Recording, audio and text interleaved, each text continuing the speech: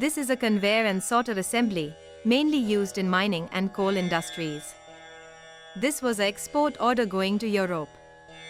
This basically used to sort precious metals, materials from waste, and thus enables to help in production of precious metals.